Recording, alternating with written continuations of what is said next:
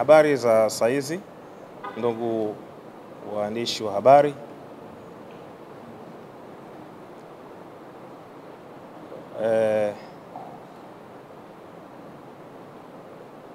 Tumie kwanza nafasi hii kumshukuru Mwenyezi Mungu kwa kuweza kutuwezesha kuwa na afya njema, kuwa na uhai, kwa sababu hiyo ndio zawadi pekee ya kwanza ya mwanadamu ambayo Mungu amempatia. Kwa wale ndugu zetu Waislamu, assalamu alaikum wa rahmatullahi ta'ala wa barakatuh.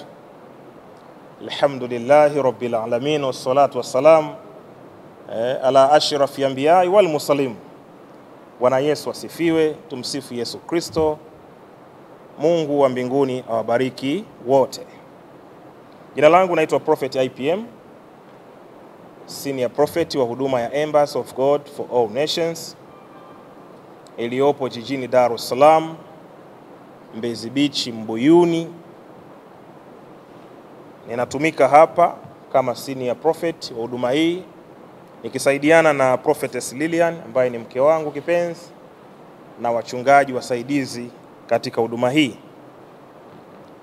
Ninawashukuru sana ndugu waandishi wa habari kwa kuweza kunitii na kunipa nafasi ya upekee.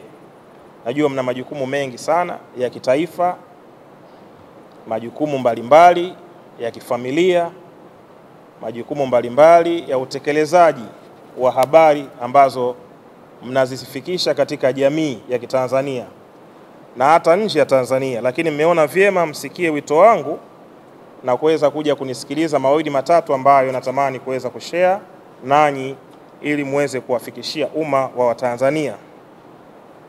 Kama mnavyofahamu, huwa nina message fupi sana ninapokuja mbele ya habari au mbele ya waandishi wa habari.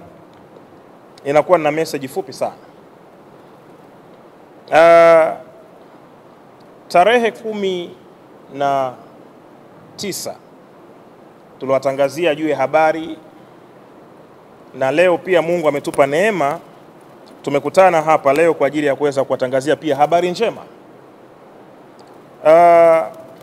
Nina habari njema kwa wanaume wote katika taifa letu la Tanzania, na habari hii ni kuwakusanya wanaume wote ambao wananifuatilia katika mitandao mbalimbali ya kijamii na katika taifa hili, kuweza kuzungumza nao tarehe 28 mwezi huu wa 6 2025, na masuala muhimu ambayo natamani kuzungumza na wanaume ni kutokana na majukumu alionayo mwanaume. Kama mnavyofahamu, nimekuwa nikizungumza mambo mengi sana katika social media dhidi ya utafutaji wa mwanaume, dhidi ya mapambano kwa mwanaume, yale anayoyapitia mwanaume. Bila Mungu hatuwezi. Na mimi ni mtu wa matokeo. Napenda sana matokeo. Na kwa sababu napenda matokeo, yako maneno ambayo yalikuwa yanazungumzwa, wanaume wagumu, kumwamini Mungu, wanaume wabishi, hawataki kwenda kanisani, wanaume wabishi, hawataki kwenda misikitini. Lakini ukweli ni kwamba wanaume wanampenda sana Mungu. Na tukiangalia historia ya mwanzo toka Mwenyezi Mungu alipoiumba hii dunia, ndugu zetu wanasema alladhi lahu milki samawati wal ardhi, yani yeye ndo aliyeumba mbingu na ardhi. Mwenyezi Mungu alianza kumuumba mwanaume katika hii dunia, akamuweka. Baadaye akafuatia mwanamke, naye akawekwa ndani ya bustani ya Eden. Lakini tunaona mwanaume ndo ametangulia kuwekwa katika ardhi hii ya Mwenyezi Mungu. Na Mwenyezi Mungu akampa bustani ya Eden, akamwambia mambo haya makuu mawili: ilime na kuitunza. Kwa mwanaume ana majukumu makubwa sana duniani mawili. La kwanza, jukumu la kwanza kutunza bustani. La pili, ailime. Kwa hiyo wanaume wengi sana katika jamii yetu ya Kitanzania wamekuwa wakipambana kuhakikisha kwamba wanaweza kuzitimiza ndoto zao, lakini imekuwa vigumu sana kutokana na changamoto za kimaisha, lakini pia kutokana na changamoto za baadhi ya maneno yasiyokuwa na ukweli kwa baadhi ya viongozi wenzetu wa dini waliopelekea kuziua imani zao, na mtu kusema bwana, mimi kama mambo yenyewe ndo haya, basi mimi bora tu nisisali kabisa. Lakini tunatambua ya kwamba Mungu ndio kimbilio la wanadamu wote. Uwe jambazi, ukifa utahitaji kwenda kwa Mungu.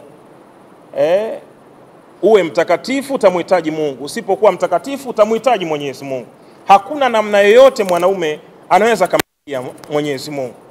Na kwa kulitambua hili sasa, ndio maana nimekuwa na hii kongamano la tarehe 28 mwezi huu wa 6 la wanaume, kuhakikisha kwamba mwanaume anarudi katika level yake katika uchumi.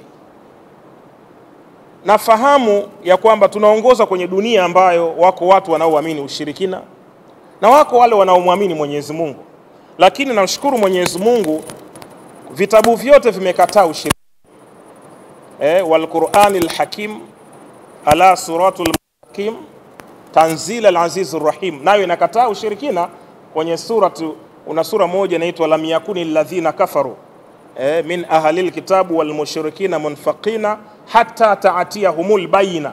Kule mbele nasema innal ladhina kafaru min ahlil kitabu wal mushrikina fi nari jahannam khalidina fiha abada. Inakataza mambo ya ushirikina.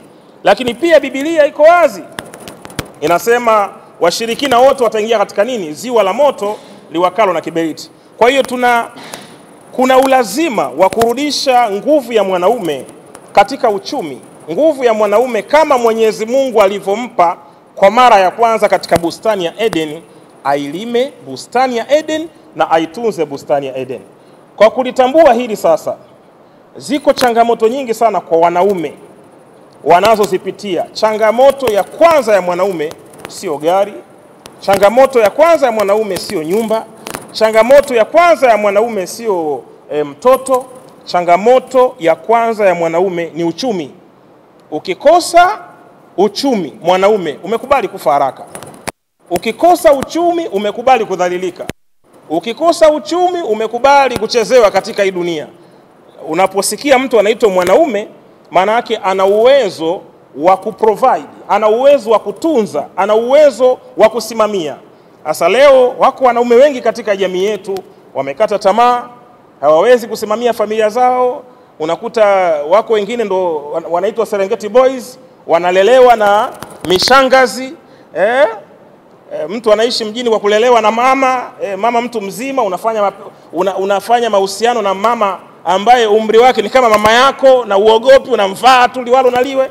Kwa hiyo katika kongamano hili ambalo nimeliandaa, ndugu waandishi wa habari na Watanzania wote mnaonifuatilia na wale msiokuwa wa Tanzania, kwa kuwa IPM hafuatiliwi tu na watu walioko Tanzania, bali nafuatiliwa na watu katika nchi mbalimbali, katika maeneo mbalimbali.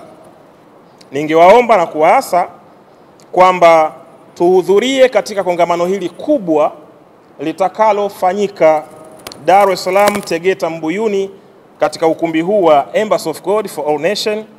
Naamini kabisa kwa uwezo wa Mwenyezi Mungu aliyeumba mbingu na ardhi, tukimuomba basi uchumi wa mwanaume utarejea na ile heshima mwanaume aliyoipoteza itarejea. Kwa hiyo Mungu wa mbinguni awabariki sana, na abariki taifa letu, na abariki pia viongozi wetu, katika jina la Yesu Kristo Mwokozi wetu. Amen. Yangu alikuwa ni hayo.